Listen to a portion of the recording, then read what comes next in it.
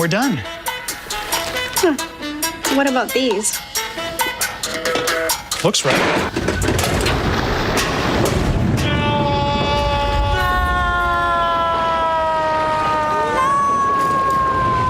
The quicker picker-upper. When you gotta get it done, one sheet is all you need. And Bounty is 2 times more absorbent, so you can use less and get the job done with one. This works. Kinda. Bounty, the quicker picker-upper.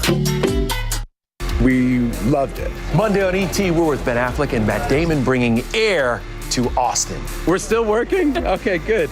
Plus, from Full House to 90210 to Clueless, we're at 90s Con for all the iconic cast reunions. We take Full House scripts with us everywhere we go. We reenact scenes in restaurants. All right, before we go, Keanu Reeves and puppies. I mean, is there anything else to say? Nothing. That's the end of talking in a hole. It was Keanu versus Jimmy Fallon in a Tonight Show furry face-off that went exactly as you think it would. Dick is an ant. Happening now. A woman is killed in an overnight house fire on the west side. We'll tell you what one neighbor says that they saw minutes before flames spread through the home. And some recent bank troubles may have you concerned about your own bank. Coming up, what you need to do to make sure that your money is safe. Timing out a few more rounds of cold rain, maybe a few wet snowflakes mixing in spots. We'll talk about that and just how cold it'll be through the weekend in just a bit. News at 5 starts right now. And first at 5, San Antonio police less than an hour ago released some new information on 2 shootings at the hands of officers. Both happened on Tuesday of this week. So the first was Tuesday afternoon during a standoff on the southeast side. According to SAPD, officers shot and killed 41-year-old Paul Ayala during that standoff, which was on the 5400 block of South Cross Ranch Road. Police say that he had a gun pointed at his head and then pointed it at officers, and that's when they opened fire. SAPD says that Ayala had 2 outstanding warrants, one for possession of a controlled substance with intent to deliver, and another for aggravated assault with a deadly weapon. 5 officers involved are all on administrative duty. Which is protocol. And by the way, the second shooting happened Tuesday night in the 9800 block of Colonnade Boulevard. According to SAPD, 33-year-old Roger Garza Jr. allegedly jumped from the second-story window of an apartment complex and then pulled a gun out on an officer. The officer then fired, hitting Garza on the leg. Officers went to the complex after a woman claimed that Garza was beating her. He is now facing a felony charge of aggravated assault against a public servant. All the officers involved in these 2 cases are on administrative duty pending investigations. Now, one of the suspects in last month's deadly dog attack has made bond. Court records show that Christian Moreno has bonded out, but the Bexar County Jail says that he hasn't yet been officially released. Moreno, by the way, was one of the dog's owners. The dog's other owner, Abilene Schneider, still being held on bond in the county jail. Both Moreno and Schneider face charges for attack by dangerous dog resulting in death and injury to an elderly person. A third person arrested in connection to this case on a retaliation charge was released on bond last week. New at 5, strong winds and heavy flames led to a woman's death early this morning. San Antonio firefighters were called to a home on the 2100 block of Monterey Street around 4. Neighbors told that RJ Marquez about everything first responders did to try and save that woman. This is what's left of a West Side home after a deadly fire early Friday morning. The house is pretty much a total loss. Heavy fire damage throughout the entire house. Firefighters who responded say they found flames throughout the home. Strong winds caused the fire to spread fast, forcing crews to take a defensive approach. After making a 360 around the house, they determined that the front of the house was still tenable. So we moved from defensive operations. And fire officials say that flames started in the back of the house but quickly spread to the front because of those overnight windy conditions. Once fire crews were able to get inside, they found the victim in one of the front bedrooms. She was found in a bedroom on the front left side of the house. CPR was started immediately, and once they pulled her out, she was transferred over to EMS. The woman later died at the hospital. Arson investigators returned to speak with neighbors about what may have happened. In a corner in the back house, just like a little, there's just like on the corner of the house, we saw that the fire started there. Cedra Castillo and his family lived 2 houses down. They say they saw the fire through their home surveillance cameras. We saw in the video that it was like just a little small fire, like they're trying to warm up, but then the wind picked up and it picked it up and started to spread it with the wooden house, and then it just started growing faster, and the people just ran out. The victim's name was not released, but she was believed to be 30 to 40 years old. Fire officials did not immediately say how many people were inside the house at the time or how the fire may have started. RJ Marquez, KSAT 12 News. San Antonio Fire Department rescued a man who fell down a manhole just north of downtown. Happened around 5 this morning on the 100 block of Mencha Street. A battalion chief says the man likely slipped and just fell into that hole. We're told, though, that he fell about 15 to 20 feet. So crews did everything. They pulled out all the stops using a ladder and ropes to try and save that man. To send the rescuers down and to get the patient out of the hole. That was going to be the fastest, most efficient way to get him out. It's not something we do on a daily basis, but it's something our technical rescue team trains for very often. All right, so the man hurt his leg. He was taken to a nearby hospital, but he is expected to be okay. Another man recovering after he was robbed and stabbed late last night. This happened around 11 p.m. in the 1000 block of Ruiz Street. That's near North Zarzamora and West Martin Streets on the west side. The victim told police he got into a fight with someone and then was robbed and stabbed in the arm. We're told the suspect stole the victim's bike and rode off on it. The victim was taken to a nearby hospital and is expected to recover. Now to the latest move to help the banking system. Major banks now pumping billions into the First Republic Bank to keep it from collapsing. Financial institutions like JP Morgan, Citigroup, Bank of America, Wells Fargo, they're all joining together to save the bank. So far, the group has spent $30 billion to keep Republic Bank afloat. This comes just a week after the Silicon Valley Bank failed. Its parent company is now filing for Chapter 11 bankruptcy. What are you doing with the people that are investing with you? Because you make it sound like you have everything covered, but at the same time, it feels like they're just playing with our cash. Meanwhile, the FBI is now in the early stages of an investigation into the leadership at Silicon Valley Bank and whether they engaged in insider trading. Treasury Secretary Janet Yellen reassured a state committee that the bank systems in the U.S. are sound and resilient. And she also says that taxpayer money is not being spent to ensure deposits in the now failed Silicon Valley and Signature banks. Now, the banking turmoil might be stirring up a little bit of anxiety for you, and it's understandable. After all, it is your money. And we all remember what it was like back in 2008. So what can you do? What should you do? One banking expert tells 12 on your side's Marilyn Moritz your best move is to be sure that your hard-earned money is insured. So your life savings is in the bank, and recent bank failures have you wondering, what if? Is their money safe in the bank? How do you respond to that? First of all, keep calm. Bank rate analyst Matthew Goldberg says the key to confidence is 4 letters, FDIC, Federal Deposit Insurance Corporation. This is a time to check your FDIC insurance coverage to make sure, A, you're an FDIC insured bank. Most banks are, but to be sure, you can ask them or use the Bank Find tool on the FDIC website. And the second thing is you want to make sure you're not over the insurance limit. If you have less than $250,000 in individual accounts, you'd get every dollar back. For joint accounts, it's $500,000. On the FDIC website, there's an estimator tool called ED to check your total coverage. Credit unions have similar protections, but from the National Credit Union Administration. But what if you have money over the cap? One option, spread your wealth and open another account in a different FDIC-insured bank. We're in this rising rate environment in the last year. Maybe get a high-yield savings account at a FDIC-insured online bank. Finally, there's always the mattress for savings, but financial experts don't recommend it. And that's why the FDIC insurance exists, because they don't want you to do that. They want you to have faith in the system, in the banking system. Marilyn Moritz, KSAT 12 News.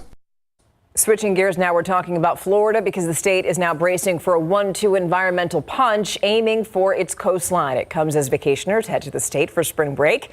We told you about this. A massive seaweed blob is drifting in the Atlantic, and it is threatening to cover beaches. And here's the thing. Not only is it unsightly, it smells like rotten eggs. It's called sargassum, and experts say that wall of seaweed is twice the width of the continental U.S., and it carries 6 tons of seaweed. It's a lot of seaweed. The good news is that the floating mass is really more of a nuisance than it is a danger. In the summertime, builds up and smells terrible. The water looks, I wouldn't touch the water. It's pretty gross. The sargassum is not toxic. It's a natural plant. And most of the time when it's floating on the ocean surface, it's a habitat for many animals. It's an ecosystem. Yeah, you just don't want to see it when you're on vacation. Now, different story, however, on Florida's west coast, where dangerous algae is impacting beachgoers there. The toxic algae has chemicals that can kill marine life and cause respiratory illness in people when it washes ashore. So a double whammy at low tide for the odor with that. That's right, both sides of the state. All right, let's talk about some rainfall totals from last night and even current temperatures. We have some 60s underneath the sunlight, Lakey 64, Del Rio 64. But look at Shirts on the right-hand side of your screen. Jim's backyard, 1.22 inches of rainfall. Michael and New Braunfels had just shy of an inch. Helen and Seguin, 1.1 inches. And just a few miles south of Lavernia, 1.5 inches of rain in Rogers rain gauge. It was good to see that rainfall. 59 in Mico right now, 57 in Bulverde. We're right near 60 degrees here in town. Partly cloudy this evening with some increasing clouds, a few stray showers developing by midnight. Notice how cool it is though. 50 degrees at 10 o'clock. By midnight, we're at 49. And tomorrow morning, I do think we'll dip down into the mid to upper 30s around San Antonio. Above freezing, you don't have to worry about the plants or pipes around town, but we could have a few wet snowflakes actually mix in with this next round of rain. Notice these rain chances really climbing later on tonight and especially in the pre-dawn hours tomorrow. We'll get more into this, time out the cold rain, let you know where we could have a few insignificant but interesting snowflakes in just a bit, Myra. Thank you, Adam. Let's take a look at traffic out there right now. 5 o'clock commute from the View here at I-37 in Jones. You can see it's a little slow going as it usually is in this direction this time of day. We've taken a look around. No real big accidents or tie-ups to tell you about. Okay, so we want to issue a correction from the top of our newscast that we talked about two standoffs or two shootings that happened at the hands of officers. We incorrectly said that officers shot and killed 41-year-old Paul Ayala. That is not true. We were mistaken. Paul Ayala is very much alive. He was taken to the hospital. Now, in other news here, police have arrested more people in the death of a black man who died at a mental health facility in Virginia. 3 hospital employees and 7 sheriff's deputies are now facing criminal charges, and now the victim's family is speaking out. ABC's Alex Stone has the story. Ivo Otieno had a history of struggles with mental health. His family says he was experiencing mental distress before an encounter with law enforcement that later led to him being admitted to a psychiatric hospital in Virginia. Now 3 hospital employees and 7 sheriff's deputies are accused of murdering Otieno. The incident was caught on yet-to-be-released surveillance video that has been seen by his family. My son was treated like a dog, worse than a dog. I saw it with my own eyes on the video. The video is said to show Otieno handcuffed and shackled, being pinned to the ground. All 10 suspects are charged with second-degree murder. The 7 sheriff's deputies and hospital staff are accused of holding Otieno down for 12 minutes in handcuffs and leg irons. Prosecutors described the video in court. They smothered him to death. It's just cruel. A preliminary cause of death has been determined to have been suffocation, and there are allegations of a cover-up. Deputies allegedly washed handcuffs used to keep Otieno under control. According to prosecutors, those deputies did not call state police for 3.5 hours as his body was in the hospital. And when hospital staff called 911, prosecutors say they claimed it was cardiac arrest. He was in the cell alone, not posing a danger to anyone. A lawyer for one of the sheriff's deputies spoke in court on Wednesday, saying the officer allegedly did not administer any blows to the deceased or violence towards him, other than simply trying to restrain him. And another attorney said his client has served honorably. Prosecutors in Virginia say additional charges and arrests could be coming. Alex Stone, ABC News, Los Angeles. So on a lighter note, come on, it's St. Paddy's Day, and the city continued its annual tradition of dyeing the river green. Now, how many gallons do you think actually goes in the water for the holiday? We're going to have the answer for you after the break. A big victory today for a local police reform group. The Texas Supreme Court struck down a challenge to the so-called San Antonio Justice Charter that will allow the proposition to be part of the May 6th city election. Coming up today on the news at 6, the next move for the organization that's behind that legal challenge. Plus, it's been 2 years since the death of 18-month-old James Chaidez, and his family is still seeking justice. Tonight at 6, we talked to one family member about the upcoming hearing for that child's mother, Delaney Chaidez, that could potentially lower her bond. Also, a couple of old friends visit the old neighborhood. The history untold of a once blighted and impoverished neighborhood that bordered one of San Antonio's wealthiest suburbs. I'm sure you've heard it a million times today, but happy St. Paddy's Day, everybody. Today, the San Antonio River was dyed green in honor of the Irish holiday. The city's website reports that the river is going to be dyed again tomorrow from 11 a.m. to noon near the museum area and later in the day downtown. Since 1968, the river has been dyed green, and some locals take to jokingly calling it the River Shannon. Don't worry about the water life, though. The dye is eco-friendly, and about 25 gallons of it are going to be spread into the river for each event. Just cool to look at. Yeah, it is pretty cool to see it change color so fast, too. And a look here from Sky 12 at the Riverwalk that will be packed for the festivities over the weekend. And of course, the weather playing a big part in everybody's plans. Rain and temperatures, the big questions, Adam. And anybody traveling from out of town thinking, hey, let's go to San Antonio for spring break, get in the warmth.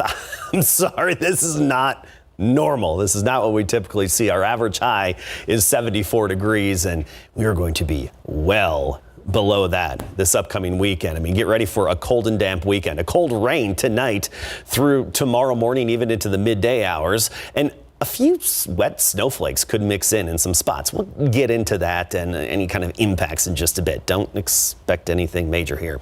Cold and damp all weekend long. We're going to wake up to temperatures tomorrow around 37 degrees. Take a look at our temperature trend, and it's going to remain cool every morning all the way through Tuesday. Our average low is 52. We're going to be way below that. 37 tomorrow morning, Sunday near 40, Monday again right near 37 degrees. And that's going to play a role in our precipitation tomorrow morning. So here's the big picture across the state.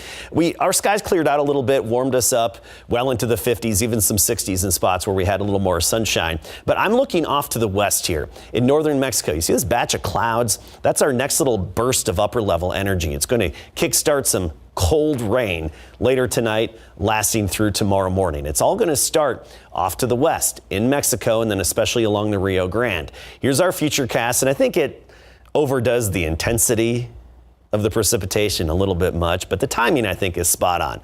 11 o'clock, a few showers popping up, especially out west of town.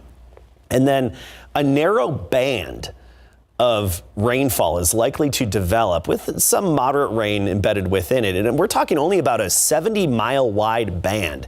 Right now it's showing it through the hill country right into San Antonio. Keep in mind, this could be displaced northward, say 20 to 50 miles or southward 20 to 50 miles. Okay, so the exact placement, you can't put all your stock in that. But just the mere fact that we're likely to have this narrow band set up, within it some heavy rain or some moderate rain, and where we see some of those more moderate showers, I think we'll cool off a bit more. And starting in the hill country after midnight, some snowflakes mixing in. That's that purple you see on the future cast. And personally, I think even northern portions of San Antonio and northern Bexar County, especially 1604 and northward, I think odds favor some wet snowflakes mixing in with that cold rain late tonight and early tomorrow morning.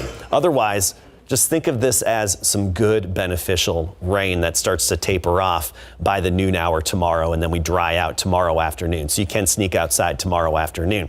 No travel impacts from any flakes that develop, even in the hill country.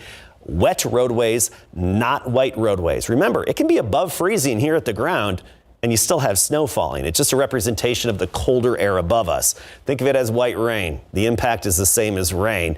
In the hill country, we could have a brief little frosting on the grass early in the morning. Then another round of rain comes as we get into Sunday morning, not quite as widespread, a 40% chance there.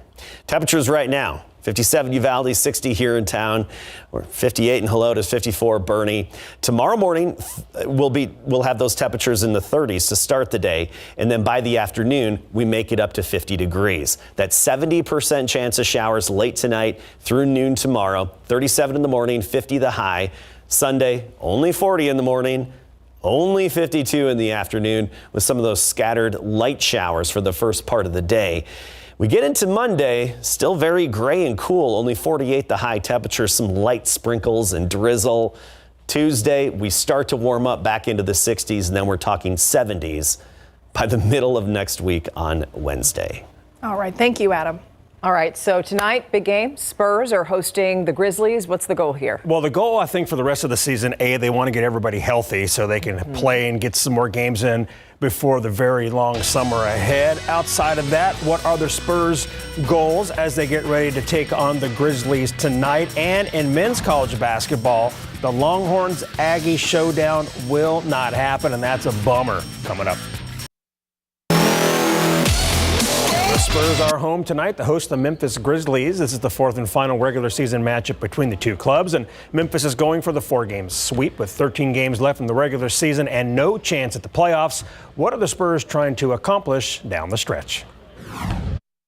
The goal for us is just continue to get better, continue to play together, learn as much as we can, and try to gel as much as we can. We've been a little banged up throughout the entire year, so it's been tough to, roll some lineups out there together. And so trying to be healthy these last few weeks now and trying to continue to play together and mesh with one another and try to build some chemistry here. Tip is tonight at 7. Devontae Graham and Romeo Langford will not play due to injuries. In men's college basketball, number 2 seed in the Midwest region, the Texas Longhorns are off to a great start. Serge Jabari Rice scored a game-high 23 points to help the Horns beat a sharp-shooting Colgate squad 81-61 last night. Marcus Carr made a 3-ball with 12:18 to go in the first half to give Texas a lead for good, 15-12. Carr, who scored 17, said their respect for Colgate motivated them.